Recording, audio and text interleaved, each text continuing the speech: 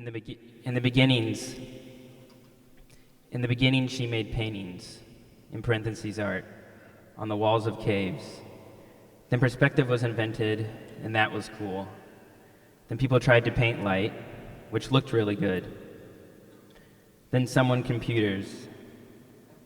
these computers how to paint with light and how to take really high resolution photographs of cave paintings. And now, in the year 2016, it's all about making art, sometimes paintings on canvas, mostly, not on cave walls, that look like they are painted with light, that look like paintings not painted with light, but sort of also look like the paintings in the caves. It's all very confusing because it's hard to tell what is what and who is who. What am I looking at? What is the thing? Where is the thing? There is no thing. These are all things. But the whole time we've been arguing about art, and you realize that it's just some dirt on a canvas, on a wall, or on a computer screen. Prelude. Cheeto returns. Rainbow Rose Still Lifes at Caldi Coffee and Tea, 2014. Part 1. Parker Cheeto's Infinite Haunted Hobo Playlist. A dream to some, a nightmare to others. By L'Atelier de PPPPP, 2014. Part 2, Nora Berman, Black Widow LA, Parker Cheeto, Carrie Garris, Justin John Green, Celia Hollander, Daniel Lane, Lee Marshall, and Orion Martin. Made in Heaven and Plain Air in Hell, My Beautiful and Dark Twisted Cheeto Problem, 2014. Part 3, A Little Taste of Cheeto in the Night, 2015.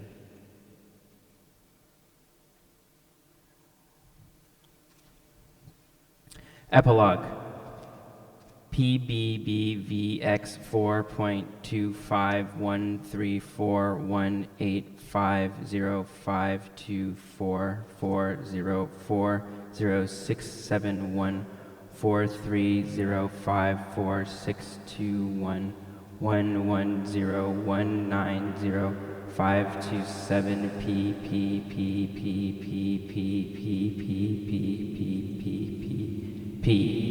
2015. These exhibitions were possible with the support of Chateau, Olivia Barrett, and Nelson Harmon, near Montiel. Thanks to my studio assistants, Orion Martin, Daniel Lane, Celia Hollander, Nora Berman, Lauren Satlowski, Justin John Green, Carrie Garris, and Sean Johnson. With fabrication by J6 Creative, Standard Sculpture, Christian Marble Studios, Barnacle Bros, Fine Art Solutions, and Black Widow. All scents custom designed by Air Variables. Install support from Scott Eastwood, Gabriel Slavitt, Elon Katz, Neil Ronaldo, Nick Macy, and Jeff Ty. Construction and demolition provided by Sanchez Construction. All photos by Elon Schoenholtz. Performances by Tuft, $3.33, Gabriel Slavitt, and Elon Katz. And thank you to the West Los Angeles Children's Choir.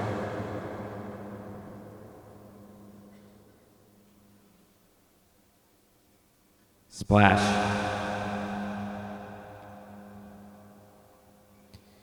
This fucking Parker thing. Every day people tell me I'm really creative. I'm not sure if you know this, but I'm an artist.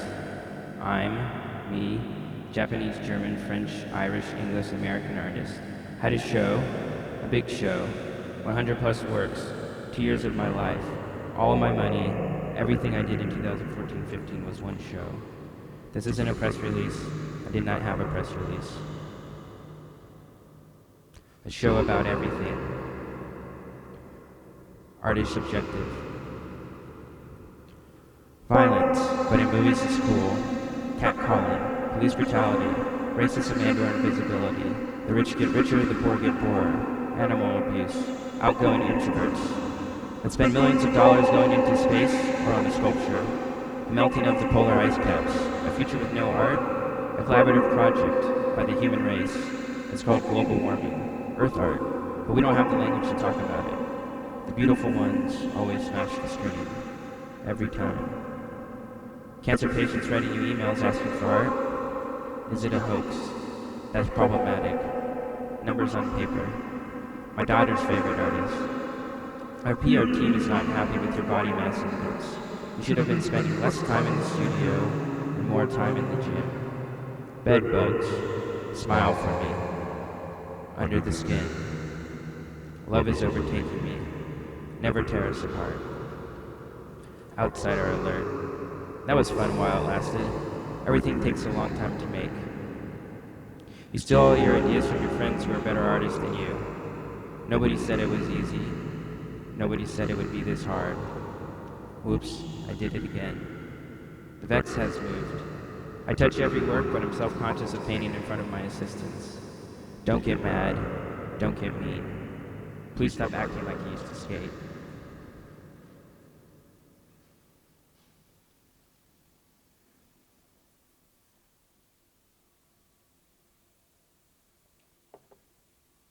A man looking at a Rothko painting thinks he's having a heart attack. He sits down on the ground in front of the painting. The museum goers think it's a performance part of the exhibition.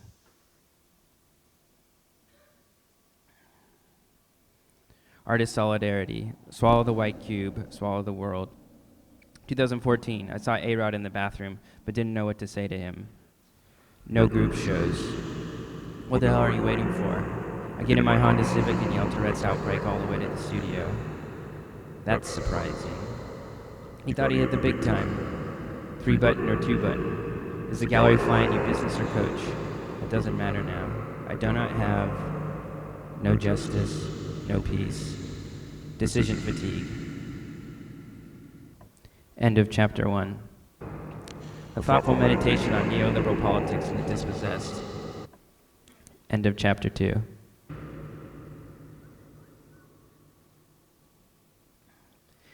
Dear artist, a year ago you decided to have an exhibition in a coffee shop, though you hold no interest in drinking coffee.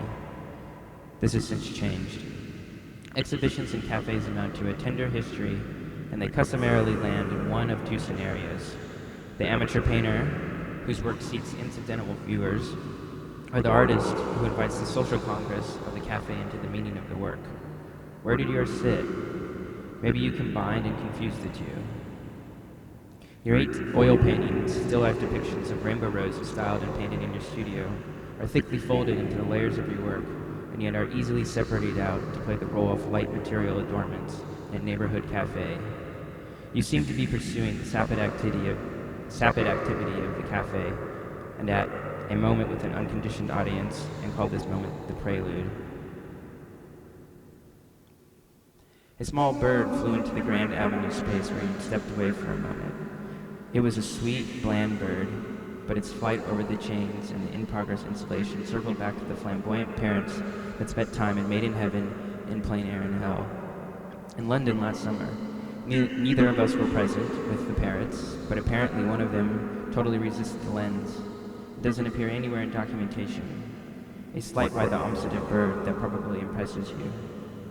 In fact, much of the show skewed the lens, and in a picture view that referred to more your Twitter than your work, you were called a valley girl. I still believe this term is sexist, and Anne agrees, so I'm in good company, but I suspect you remain unconvinced and humored by the accusation. Helen just pointed to the Frank Zappa song that shares the same name. But like everything that moves through time and space and cultural placement, its origins are amputated and untraceable, and I can't correlate the meaning of this song with this characterization of you in an exhibition review.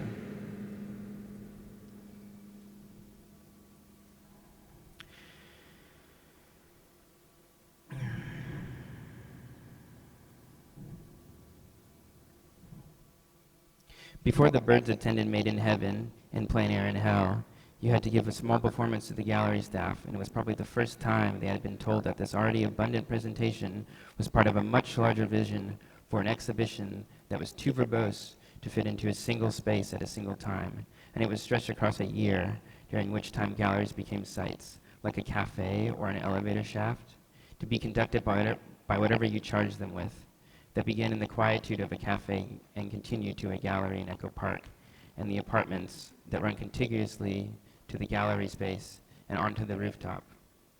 where you reproduced a mural from the Denver International Airport, a mural that willingly invites allegations of conspiracy by graphically prophesizing future catastrophes or post-apocalyptic scenarios.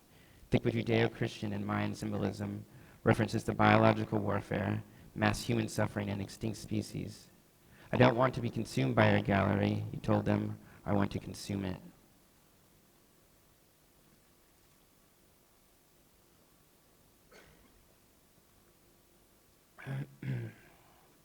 What has the internet imparted to painting? This question is hard to resist. Both are such protean, generous, and treacherous sites for information to swell. Your tiny portraits of Joan of Arc, or rather of a printed JPEG of a photograph capturing a sculpture of Joan of Arc, aid this reckoning. When you asked Justin to paint Joan's portrait in the style that Stengel would make it, the image had already been transmitted across several platforms, had lost and accumulated information and inflection, that there were 5 paintings produced from the one subject, each readjusted with a new priority or approach, kept the work in a perfectly unstable state. Once the UV printed chains had been laid over 4 iterations, it was inevitable that the process had to continue to move on the 5th portrait. Hence, the chains were rendered in oil paint. This tiny portrait hung on the top floor of the London Gallery above the dealer's desk, like a full stop to the 3rd presentation's year-long exhibition. While people remarked on the fullness of the show, in a broader context, it offered a thin preview to the installation that you're currently distributing across 30,000 feet of chain on Grand Avenue, Los Angeles.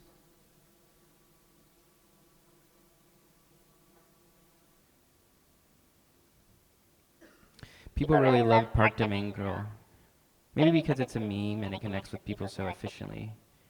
Daniel really loved how the Shipton and Heneage Parc de Main Girl slippers worn by the receptionists in London were packed into neat boxes inside elaborate crates. The crates were filled with everything that was left over from the show. The painted vases and politely scuffed slippers, they remain in these well-built wooden casings and will be transferred to a little taste of Cheeto in the night. Heavy traces of links within the chain of presentations. The elaborate sequences will eventually end with an epilogue in our gallery, another site colonized by this exhibition, where water will be passed through pipes between the works and between the buildings that host this final chapter and its subsequent. In both the Café Prelude and the presentation in London, you abjured putting your name in the spaces where the artist's name habitually goes. In the café, the paintings floated without an author, and in London, you filled those spaces on the invitation, the press release, websites, with your assistants' names in Black Widow. The fallout of confusion has generated its own kind of charming content. Nothing is ever one-to-one with you.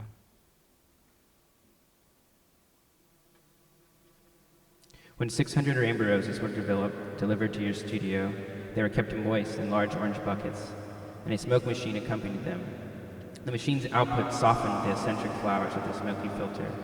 When they died, you heaped the rotting plants into a dumpster outside your studio. Above the cafe hosting the rainbow rose still lifes, a billboard was also offered to you. You pasted an image of the languishing roses being swallowed by the dumpster, and then later thought to have a friend come and write graffiti over the billboard. The friend lives in San Francisco, and it didn't ever happen, but one morning you received a photograph from another friend passing by the billboard. Unsolicited, somebody had laid graffiti over the billboard with a perfect fade out towards the top of the images, where the roses rest.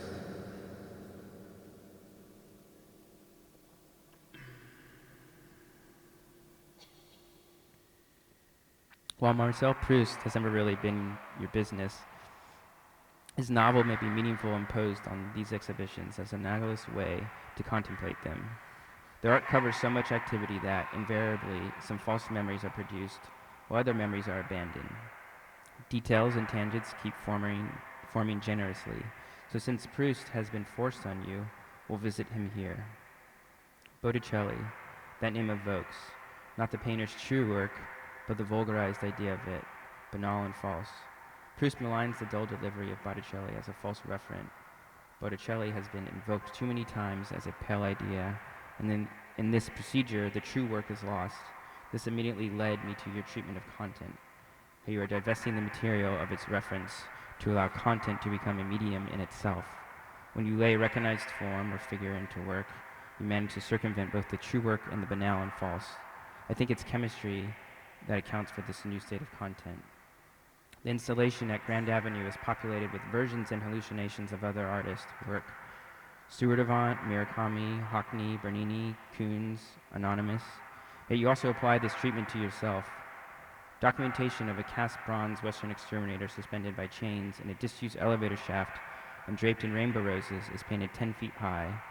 Laid over this is a 3D title screen for Wipeout XL, a speculative film that you'll make sometime in the next 2 years. The activity of the painting occurs in every moment other than the present, but the space conjured by the work holds this history and this future together. The epistolary form is always a romantic conceit, and it ends here.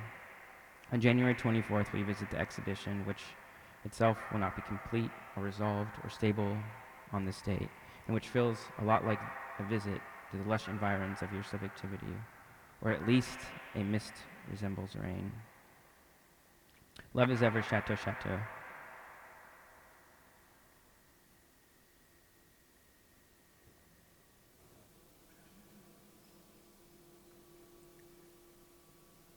I want to make exhibitions where there is always a potential for the work to be shifting. There's a sensation that I'm chasing, an exhibition beyond the pacified white cube, something indigestible, something profuse. The question became how to make something that feels like my website, where I'm always making new work and adding things daily. In a sense, my website is my masterwork. It's like a grand edit of everything I've ever done, and it takes on a life of its own where things are infused in a larger structure. I came up with this idea to do a 2-year project of trying to make everything so total and intricate that it couldn't be comprehended, where you could zoom in on all the details endlessly but never zoom out completely.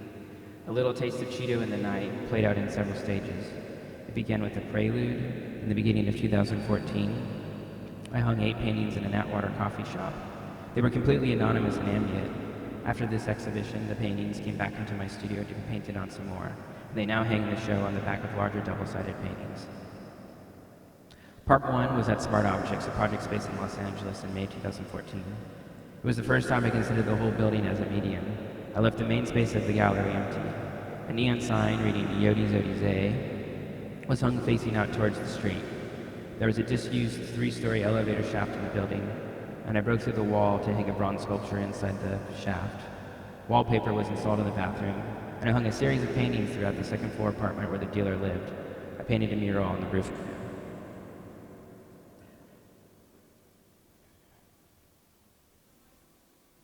Part 2 is at blank blank and blank last 2014. I considered this a trailer for A Little Taste of Cheeto at Night. This was an effort to make an exhibition that spilled beyond the confines of the designated exhibition space.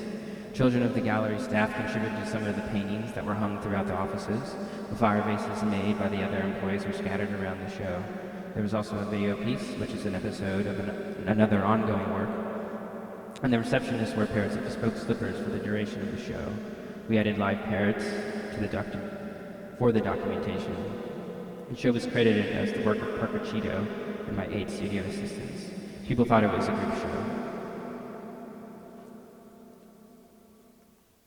The content in the not-so-current LA exhibition goes through a process of absorption.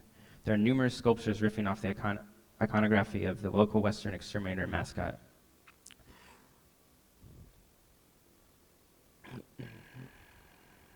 My work features an iconic top-hatted man with a mouth that sits atop companies and buildings and vans.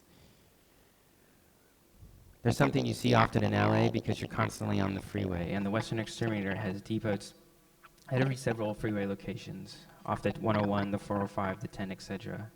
I think about how part of being alive is having to constantly process so much information that you're pushed to a space where you don't really know what the thing is. It's just floating. I wanted to be able to incorporate as many media processes and strategies, as many kinds of content as I could grasp. With such a density of information, the chemistry between things becomes unpredictable. The exhibition reaches a point where there is no one-to-one correlation between a reference and its meaning. It's like when people who don't read Chinese get Chinese characters tattooed on their bodies. Often those phrases are mistranslated, but it doesn't really matter to the person what the characters say. They're mostly invested in the qualities being conveyed by this kind of typography. That's how I think about content. It's not equivalent, it's a filter. I'm invested in the sensation of things. If one thinks about a little taste of Cheeto in the night as an abundant, productive consumptant, somewhat bulimic and ever-expanding, then the epilogue reverses this process. The epilogue attempts to metabolize a little taste of Cheeto in the night. 3 images that resonate with the entire arc of these exhibitions. Joan of Arc, Venom, Kate Moss, styled as the conflation of Joan of Arc and Venom, are treated across the 4 large panels and 3 small panels. Throughout the gallery, there are inkjet printing stations printing the archive of images that accumulated while producing the exhibition saga. They're printed onto water-soluble paper, which is fed directly into buckets filled with black water, which are connected to tube and pump systems that traffic through the gallery space. Essentially, all of the information that went into the Cheeto installation is being abstracted and reduced down into liquid.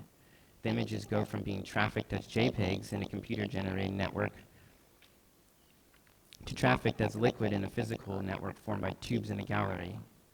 This exhibition is a treatment around the transmission of images and their migratory potential, how images gain information and leave other information behind when they travel and multiply. As the images accelerate, it deteriorates, but also gains a new kind of filter. The reason that there are only very large and very small paintings in this exhibition is that me is working with the idea of image compression, loss, and exaggeration. The large painting of Joan of Arc is a screen print that is the grainy filter of a Xerox. It has been copied repeatedly. There is also a layer of polyurethane poured over it to disrupt the graininess and give it a luster that is discordant with the matte image.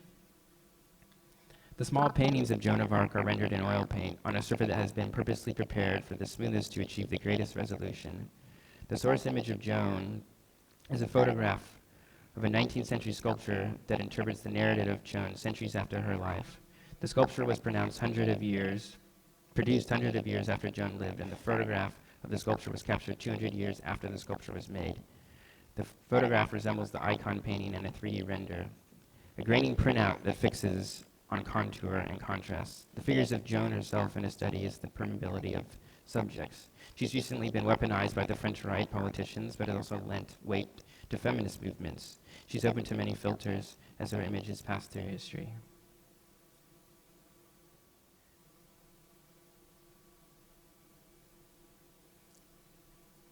A dream for some, a nightmare for others. It was a dark time for me. I was sleeping all day and staying up all night, playing online chess in internet cafes. Why were you going to internet cafes? You don't have a computer? No, I smashed it. You smashed it? Haha, why? I couldn't find a high-resolution JPEG of a smashed computer online anywhere, so I smashed my computer so I could take a photo of it. What did you end up using the photo for? A flyer I made for my friend's show? A printed flyer? No, it was a JPEG. This prompts you to reminisce about how you looked when you were in the best shape of your life, the high definition of your body, and you recall a picture of yourself shirtless. You lose consciousness.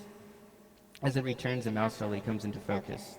The mouth belongs to a European gallerist. He knows nothing of your work. As the rest of his face joins his nose in focus, you realize you spent the whole night drinking heavily with this man. You're sitting in the bar of your hotel in New York. It's now late, and as your eyes are closing, and he spent the last 20 minutes speaking, and you're no longer following. As you recede deeper into your own thoughts, a phrase springs crisply from his mouth. And in the end, you have to be hardcore. Yes, you have to be hardcore. And you make a note in your iPhone. You excuse yourself to bed, but tell the gallerist he is free to stay and drink. Put anything on your tab that he wishes. The next morning, you wake up late for a meeting. You pass quickly through the hotel towards a taxi, past the bar. The gallerist is still sitting, drinking, in the same clothes in the same seat. You have to be hardcore.